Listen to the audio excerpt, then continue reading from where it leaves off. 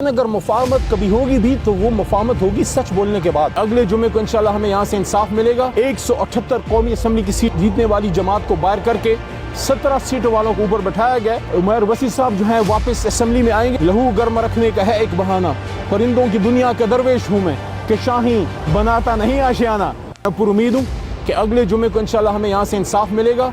178 कौमी असम्बली की सीट जीतने वाली जमात को बाहर करके 17 सीटों वालों को ऊपर बैठाया गया। लेकिन कोई नहीं, वो क्या कहते हैं, अलामा का शेर है ना कि पलटना झपटना झपट कर पलटना, लहू गर्म रखने का है एक बहाना, परिंदों की दुनिया का दरवेश हूँ मैं कि शाही बनाता नहीं आशियाना।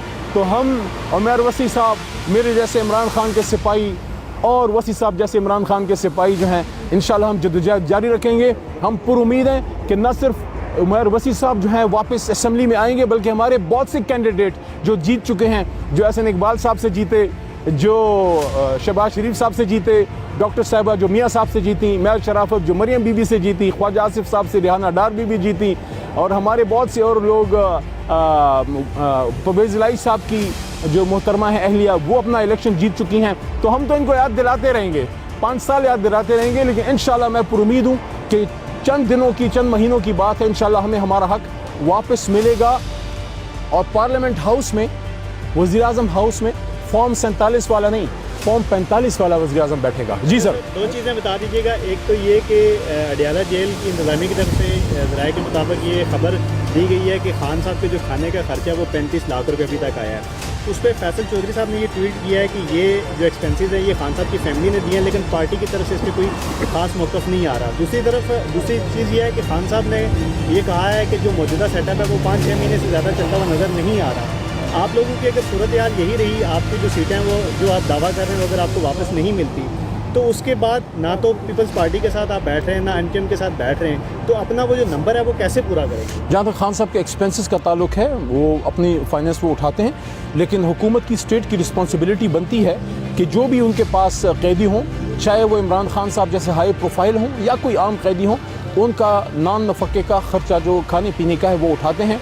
कोई ऐसी स्पेशल चीज़ें तो खान साहब की नहीं है, और अगर उन्होंने कुछ खाया पिया भी है तो एक आदमी कितने खा सकता है, कितना कोई खा लेगा, और वो खर्चा भी वो खुद देते हैं, तो इस पर किसी को परेशान होने की मेरे ख्याल में ज़रूरत नहीं है। असल में ज़रा ख़र्चा निकालें ना, जब मियाँ साहब वहाँ थे वो दरबार लगता था, रोज़ दरबार लगता था कि आज पकाएँगे क्या, खाएँगे क्या, आएगा क्या, और कौन कौन से मेहमान आएँगे। यहाँ तो इमरान खान साहिब से उसका पुराना वर्कर अली मोहम्मद है, उसका chairman, sitting chairman barrister Gauhar है, उसका सेक्रेटरी जनरल उमर यूब है, उसको नहीं मिलने दिया जा रहा। इमरान खान साहब तो एक ऐसे असीर उनको बना दिया गया जैसे खुदा न खास्ता पूरी दुनिया में जो इंसानी हकूक़ की खिलाफ वर्जी है वो इमरान खान कर रहे हैं। बाकी जो आपने ये पूछा कि हमें हमारा हक अगर नहीं मिलता, देखिए हमें अगर हमारा हक नहीं मिलता तो हमारे पास ऑप्शन क्या है?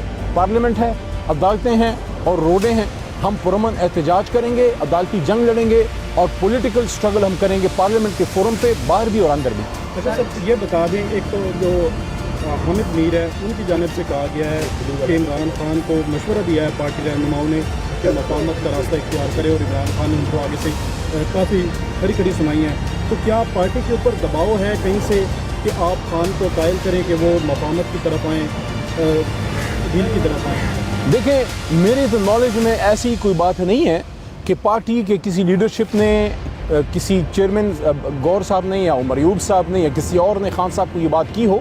लेकिन अगर मुफाहमत कभी होगी भी तो वो मुफाहमत होगी सच बोलने के बाद। ऐसे मुफाहमत नहीं होती जो खान साहब ने ट्रुथ एंड रिकन्सिलिएशन की बात की थी ना, तो मुफाहमत यानी रिकन्सिलिएशन से पहले आता है ट्रुथ, सच्चाई, सच बोलना। और जहां आप सच बोलने की बात करते हैं वहां शहबाज साहब और जरदारी साहब उनकी जमातों को मौत पड़ती है। जी बिस्मिल्लाहिर्रहमानिर्रहीम, अल्लाहुम्मा सल्लि व सल्लिम व बारिक अला सय्यिदिना मुहम्मद व अला आलि मुहम्मद। मेरे दोस्तों, अफसोस की बात है कि सियासी लीडरान, पॉलिटिकल लोग, पॉलिटिकल लीडरशिप जिनको अवाम मुंतखब करती है अपनी खिदमत के लिए, निज़ाम उनको मजबूर कर देता है कि वो अवाम की खिदमत की बजाय एक कोर्ट से दूसरी कोर्ट, दूसरी कोर्ट से तीसरी कोर्ट, हमारे साथ इधर नज़दीक आ जाइए, वो जाएं और पेशियों पे पेशियाँ भुगताएँ। क्यों?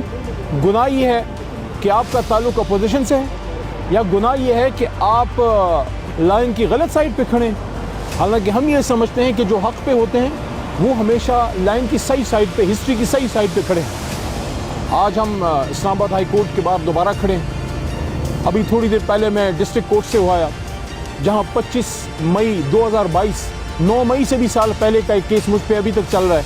शहरियार खान अफरीदी पे अभी तक चल रहा है, शाह फरमान साहब पे अभी तक चल रहा है, इमरान खान साहब पे अभी तक चल रहा है, हमारे साबिका लीडर जनाब असद उमर साहब पे अभी तक चल रहा है, शाह महमूद कुरैशी साहब पे अभी क्या चल रहा है कि आपने लॉन्ग मार्च में एक पॉलिटिकल मूवमेंट क्या किया था। हमने क्या हमने कोई स्टेट के खिलाफ बात की थी?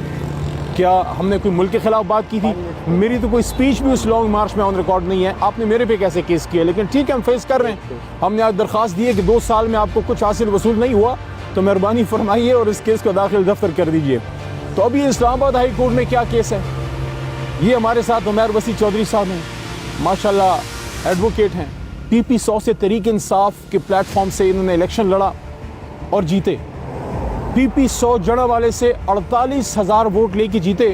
इनके करीबी हरीफ मुस्लिम लीग नून के खान बहादुर साहब, मोहतरम है, हमारे भाई हैं, लेकिन इलेक्शन हार चुके हैं। 9 मई के दिन फॉर्म 45 वाला खड़ा है, ना सिर्फ जीता बल्कि इनकी कंसोलिडेशन रिजल्ट भी आ गया, इनकी नोटिफिकेशन भी आ गई, इनको रिटर्न कैंडिडेट भी इलेक्शन कमीशन ने डिक्लेयर कर दिया, ऐसे ही वज़ीर साहब। और फिर सूबाई असम्बली में ओथ भी ले लिया, डिप्टी स्पीकर के इलेक्शन में वोट भी डाल दिया, स्पीकर के इलेक्शन में वोट भी डाल दिया और सदर मुमलिकत के इलेक्शन में भी वोट डाल दिया।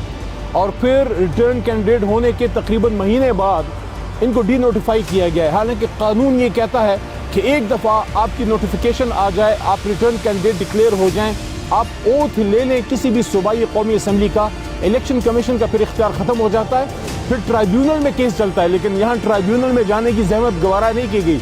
इलेक्शन कमीशन ने बसद एहतराम ये जिम्मेदारी, ये मुक़द्दस फरीज़ा अपने सर रखा कि हमने उमैर वसी साहब को डी नोटिफाई करना है। किस कानून के तहत किया गया है? तो हमारे वकला ने आज, हालांकि वसी साहब खुद भी वकील हैं मेरी तरह छोटे मोटे, लेकिन हमारे वकला ने आज अच्छा बड़ा आर्ग्यू किया है।